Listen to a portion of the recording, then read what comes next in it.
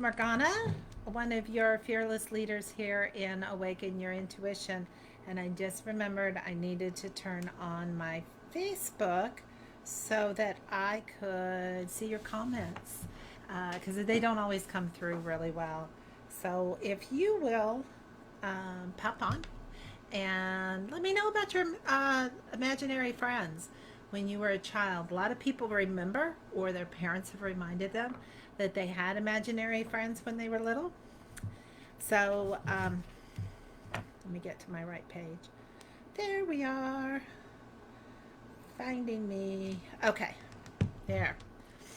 Um, so sometimes when we're small, when we're little, we remember how to see through the veil, and we're able to tell whether a spirit is there or not. And a lot of times, the parents and the people around us do not believe us. They just think it's all our imagination. They don't understand that your imagination is actually a gift.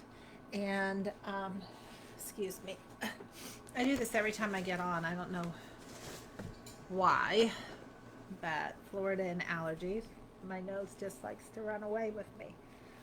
So, let's talk about some of the experiences that you had as a child with your imaginary friends.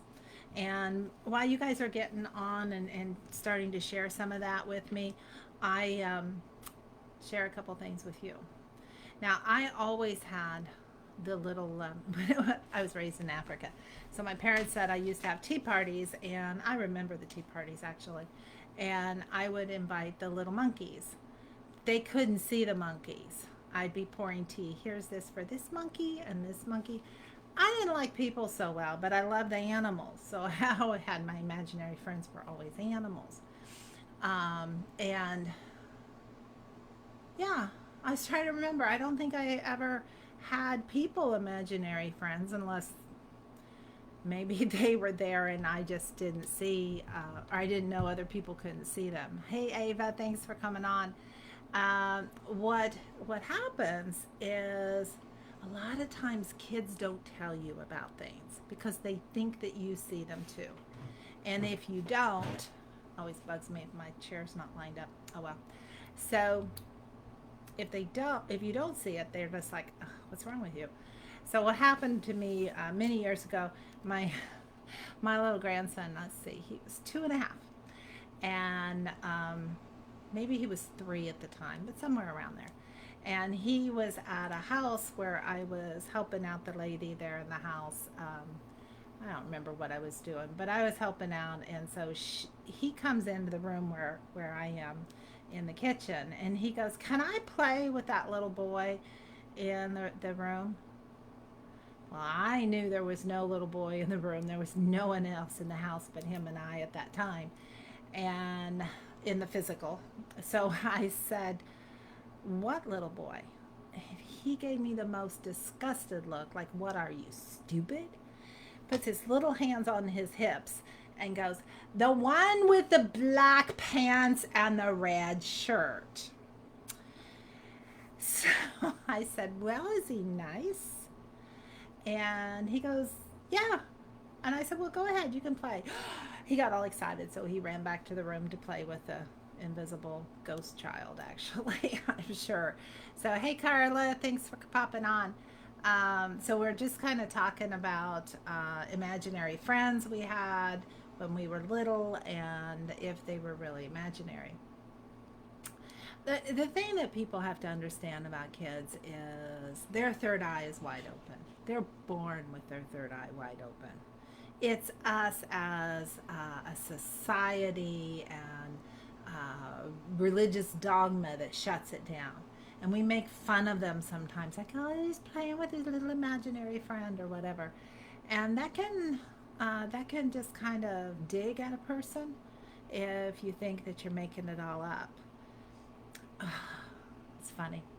My brother and I, we after we came back from Africa, my parents started managing a church camp, and so we had a huge 20 acres to play on when no one else was there.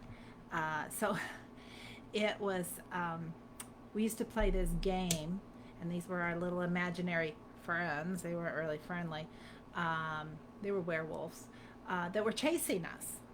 But my mom was 5'2", or is 5'2", and so she just had, we kind of picked at her because she had little tiny steps that she would take, and my dad was 6'6", so he'd stride along and she'd just run, but she couldn't go very fast, and so we put the intention that the werewolves couldn't go any faster than my mom could jog.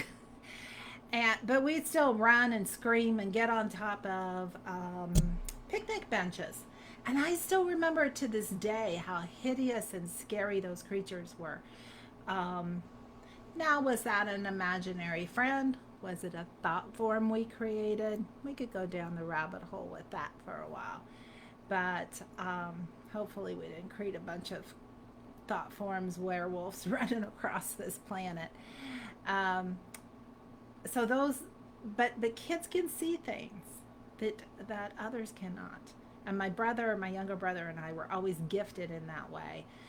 He started shutting his down and has turned his back on a little bit, and mine just came back full blown, whatever you want to call it. So Claudia, hey, I'm glad you're here. Your daughter had imaginary friends, and I've caught her at 2 and 3 years old talking and looking at something, and I feel like she's gifted as well. And you know what, Claudia? I do get that about your daughter. You're very gifted. And so it's a generational thing. And so it's great that she chose you as a mom this lifetime so you won't shut down her gifts and you'll protect your space so that she won't be getting um, the negative aspects of her gifts. Um, the other thing with my grandson when he was about that age too, we were at that same house and we went downstairs to get a video to watch. And I said, well, which video do you want? He goes, well, he goes, the guy wants to watch something. I said, really? So there's no guy in the house. And so I said, okay, what's he want to watch? I said, you guys figure it out. So he's picking out a DVD and looking at it and then looking back over here and then puts it back. And then he picks it out, looks at it, looks over here, and then puts it back. And he kept doing that over and over again until he finally found one. He goes, oh, this is the one he wants. And I'm like, okay, we'll watch that. I said, let's go upstairs and watch it. You can tell him he can come up if he wants to. Okay. And so he's 2 to 3 years old.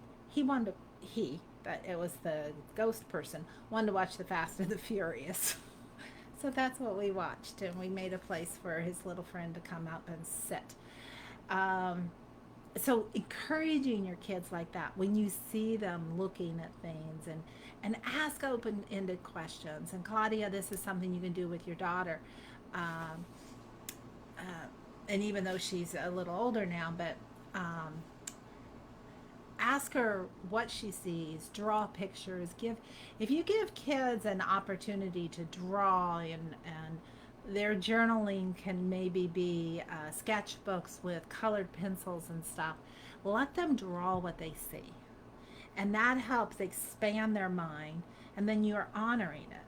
Now, I absolutely love what Lilia said. Lilia is Dana's very gifted daughter, and she's 6 and a half. She's a big girl, and well, she's not a big girl. She just tells everybody she's a big girl now. But she told her mom something like this, that I found out that magical people can't talk to non-magical people about certain things. And so that's something, Dana hasn't said that in those words to her, but she's kind of just picked it up. That sometimes at school you can't talk about some of these things because people will just think you're nuts. So that's something that you can gently teach your kids, that some people, they just don't understand. You know, if they know anything about Harry Potter, I don't know, kids, I call them muggles if they're non-magical. but you got to be careful because then they may start calling the kids at the school muggles. Deborah, thanks for coming. My son had an imaginary friend named Ambi. Oh, cute. I thought that cute, but not a real name. And then a long time ago, I watched a history documentary where they talked about a man named Ambrose and the dots connected. Ambrose Bierce? Is that who it was, Deborah? I have some inside info on that one.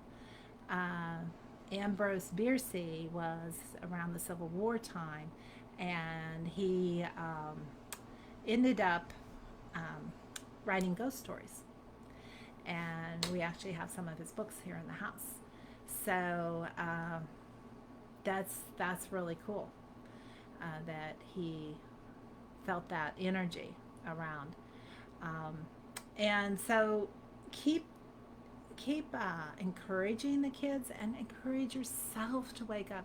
That's inner child work. When you awaken your inner child, you're awakening those gifts that you were given that help you pop open that third eye. So, and for people that come from a religious background, it's a little challenging as you're going through the recovery process of it. But I want to give you this information. There is a verse in the Bible where Jesus says, unless you become as a child, you will not inherit the kingdom of heaven. In other words, you're not going to inherit all those gifts. However, when you awaken your inner child, you're actually activating your third eye, which is the greatest gift that anyone has, that was shut down by all of us. And so when you awaken that, you're bringing the kingdom of heaven into you, and all that power from the divine source can surge through you again. This is why we make a concerted effort to really work through the inner child healing on our 12-week soul solution course. And Claudia, a lot of people will join the course just because they have gifted children and they don't know what to do with them. And so they find out how to heal themselves and how to use the tools for themselves, and then they start incorporating it with their children. And because I had gifted children, a gifted grandchild, I'm around a lot of gifted children, I love working with kids. I love riling them up and leaving them with their moms too. But kids don't have that preconceived idea of how things are supposed to work. So they're open. I had a situation with working with a little kid that could hardly walk. He's like holding on to I forget what was wrong with him. Something obviously with his legs or his hip or back. And so he was having a hard time with the moving forward. And he needed that therapy to motivate him. So what I did was I stuck a pair of dragon wings on him and got him all excited about flying like a dragon. And then I did the dowsing rods to show him how to bring that energy in, because the dowsing rods don't actually do anything other than a physical representation of when you've brought that energy in.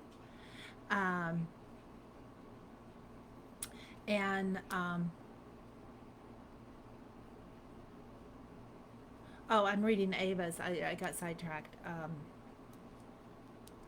Anyway, when you come in and use the dowsing rods, they'll actually show when you bring the power in. So it's a lot of fun, and that's a lot of what we do on our training is we teach you how to work with your kids or your grandkids, and then heal that inner child. And when you've healed your inner child, you're going to have all sorts of magic in your life. And trust me, this course is not for the faint of heart. Some people have to put some of the course materials down for a little bit and go to the next one because it's a little intense with a lot of the clearing that they have to do. And my little baby's wanting attention. She actually wants to get on this chair behind me. I'm going to stick her up here. And I haven't spoiled her at all. See, isn't that cute? Now that's kind of my inner child there. Of course, I love the animals, but she's a special soul, and working with animals is definitely that. Now, Ava, you said um, an author that disappeared, if I'm not mistaken. Um, yeah, it's an interesting story. Lots of fascination with Ambrose Bierce. Um, so that's cool. Um, Anyone else have stories about your inner child? Let's talk about inner child, about the imaginary friends. I'm trying to think of another one that might be pertinent to what we're talking about.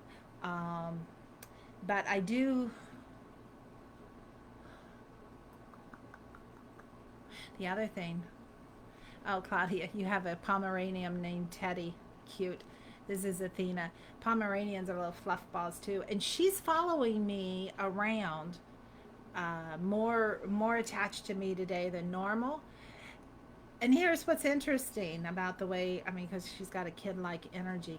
Animals and kids are about the same like that. I had to comb her out yesterday, and some of her mats can get pretty bad. And it took me a good hour. We're watching TV, and I'm working on her. She doesn't like it, but she tolerates it. So she was quite disgusted with me by the time we were done. And now today, she's like glue on me. So animals forget some of that stuff and are very, very loyal.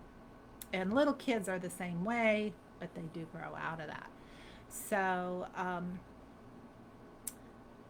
with the inner child work, it's learning how to love yourself and learning how to be delighted with every aspect of yourself. And when you're young, and you do some, I was going to say crazy things, but maybe something that is a little, I was going to say a little intense. Can you guys hear the music on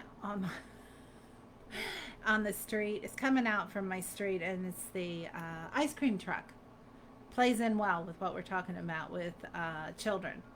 So that was always just so much fun. I don't think their ice cream is very good, but it's the whole magic of it. It's learning to appreciate the magic. I took my grandson to see a parade once, and he was so funny because he's 5 years old, and he's like, every truck, that's my favorite truck in the whole world. And then it was a Christmas parade, they start throwing candy canes out, and candy canes break. Some kids be like, oh, my candy cane's broken. He's going, oh my gosh, this is my favorite candy cane. And get another one, this is my favorite. It's all that excitement that we lose as adults because we've been told, that's stupid, calm down, be quiet, don't make a scene, you're being too noisy. And I was raised in Africa, which at that time was British rule. So the British people are very proper, or at least were then, and children should be seen and not heard. And so my mom picked up with some of that training with us. So it kind of, even more so, and especially for girls in the Christian religion, is don't speak, don't teach. You can't teach men. You're not good for anything except taking care of the house, having children, and teaching children. And you can teach other women, but never teach men. So very patriarchal, and it just kind of shut the whole spirit down. So watch that, because that has to be healed. And we go through a lot of that work. Now, Mandy, thanks for coming. You said, is having imaginary friends the same as talking about their past lives? I was told that my youngest, Claudia, is an indigo child. So let me tune into your youngest, Claudia. And I get that, there's these terms out there. And there's one term that's not on the internet a lot that the angels brought to me, talking about the bright ones. And the bright ones are the ones that are being born right now. Like Neo, Dana's little boy, is a bright one because he's come here for a lot of joy and to spread joy, and then very, very gifted. The indigo children are usually people my age or a little younger that want to break the rules. Dana's got the indigo energy with her as well. Just find a rule and break it because it's stupid. And so Claudia, though, is a little different. I see her falling more into the crystalline energy and a little bit of the bright ones. Angels tell me right now, um, the bright one. She's a very very special child. In some ways, even being not developed, a little. She's going to be easier than having an indigo child. Let me put it that way. So okay, so she's 20 now, but I don't see her as an indigo. Um, I think she has some of those traits, which is again breaking the rules, against injustice, those type of things. A lot of those are the movers and shakers, and um, but I get more with her is the crystalline energy. So about 20 years old, that's usually, that's the guide. Um, my grandson's now that age. So he's more of a crystal child, very gifted, very advanced, but also can be very, very affected by the world, be very empath. And that can really affect your Claudia, Mandy. That's what I'm getting with her. Maria, thanks for showing up. My oldest grandson had an imaginary friend. The boy is still in the house I lived in. You mean your grandson's still in the house or his friend is still in the house? So that's pretty cool. Um, so tell me, Maria, whether that's your grandson's living in the house or it's the imaginary friend that lives in the house. And a lot of my imaginary friends and my daughters were too, and even my son were all animals again. My son had a lion that he took to school with him to make him feel better. And I have a long story about that lion and a dragon saving his life on the Appalachian Trail when he was 14 years old and didn't believe in any of this stuff. So, but he saw them. So it's kind of cool. Um, but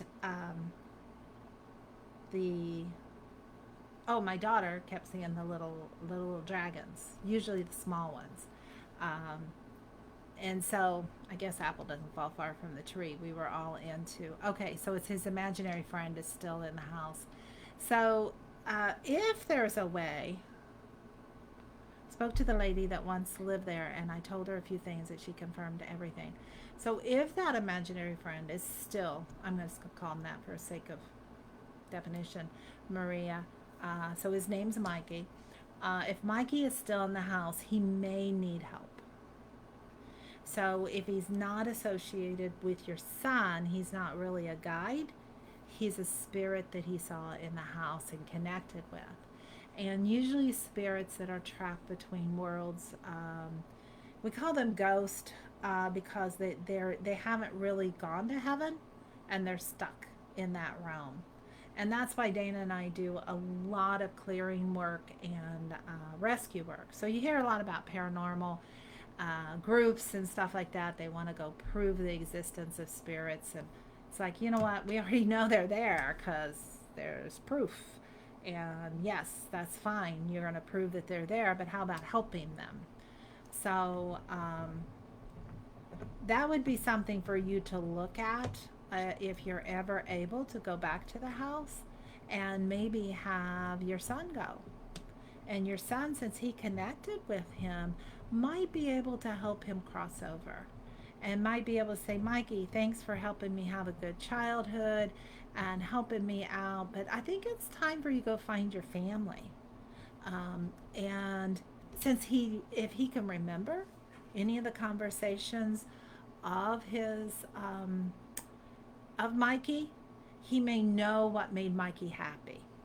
And that's the thing when you want spirits to go to the other side, you want their vibration to raise. Because if it's happy, you feel light. If it's sad, you feel heavy. So, so you can just get into that with Mikey and say, okay, Mikey, remember your grandma and how she made those cookies and you love them? She's right there and she's waiting for you. She's already got the cookies. Can you smell them? You can go play in the field. Remember how we like to run and play together? And there's a bunch of other kids there, and your family's there. Look up to the right. Doesn't matter which way he's looking, Maria. Just say, look up to the right and go. Go have fun. Go enjoy your life. And I'll be there. I'll be there sometime soon, and I'll come see you. And so that can really raise Mikey's energy. In fact, I'm feeling chills going all the way up.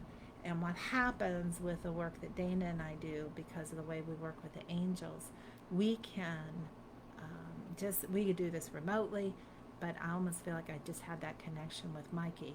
So I get upset when I hear about spirits that are trapped because I've seen the torture they go through. And so I'm very passionate about rescuing those little souls and getting them to a good place. Be they're good or they're troublemakers or whatever, they're still trapped and they don't know how to get out. And I'm gonna get emotional. They don't know how to get home. They can't find peace, and it gets worse the longer they're away uh, from their family and they can't cross over. Whew. So pretty much we have 100% results on helping spirits cross over. The only one time I wasn't able to was because we were working with another group. I was part of the Florida Paranormal Research Foundation, and our group was called in to help another group. And so we had to respect their boundaries. And it was kind of a complicated case, but there were two spirits that needed rescued, and there was a sentinel. Gosh, I'm running down the rabbit hole here with stuff, but there was a sentinel, which is the guard. And the guard feeds on the fear, feeds on the energy of the spirits and the fear of the humans. And they were separated by water. It was a little island where they were, and wasn't a big, well, it was wider than this, but it wasn't real wide. And we rescued the little girl. We got her away, and she was terrified. She was so terrified because she saw the thing, the sentinel. She called it the thing. Coming to, and the monster is what she referred to it as, coming after her, and scared her bad. So we got her safe, but the other. Why do I talk about things when it's going to make me cry? The other guy, we weren't able to rescue, and I saw him. I saw him like, you know how you drawn and quartered, but he was hanging like this, and his legs and his arms were held. And in that world, you loop over your death over and over again sometimes. And he was skinned alive. He was skinned alive over and over again. So all that pain and that horror was there.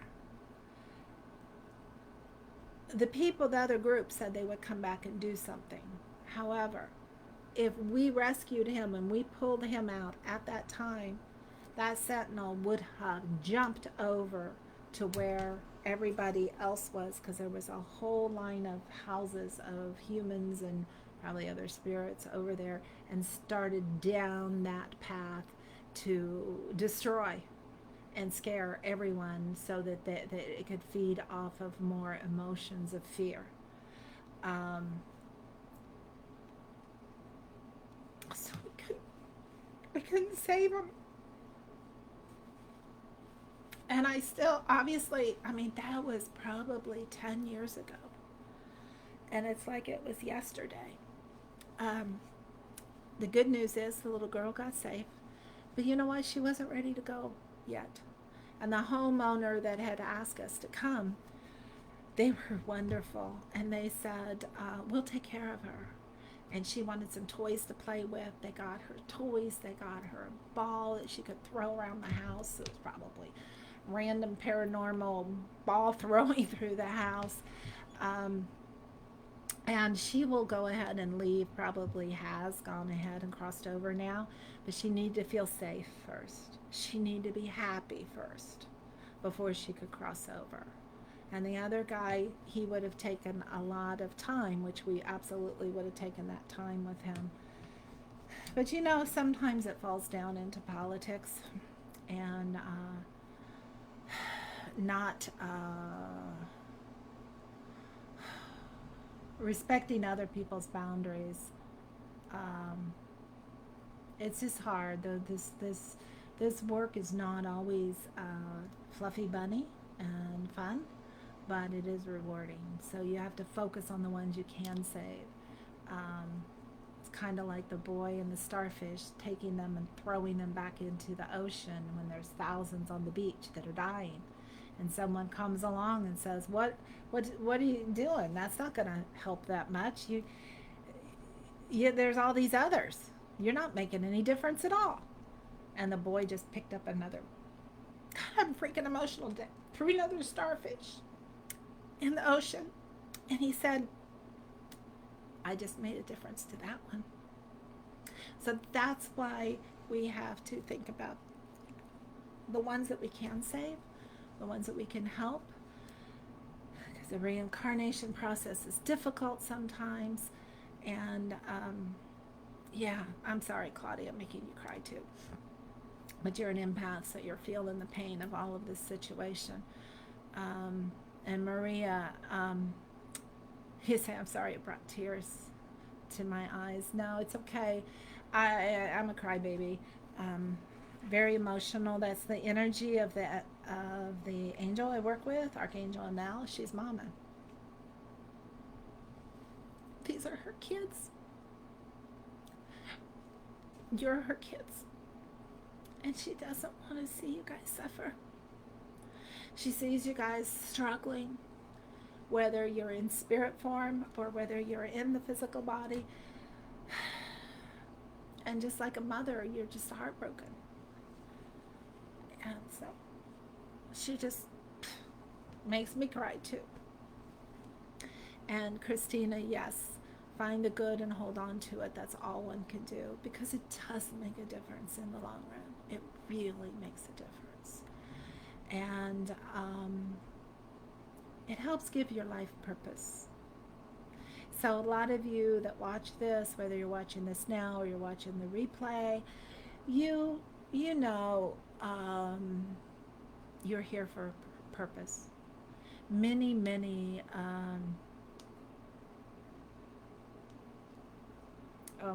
I'm sorry, I looked at the comment and got off track.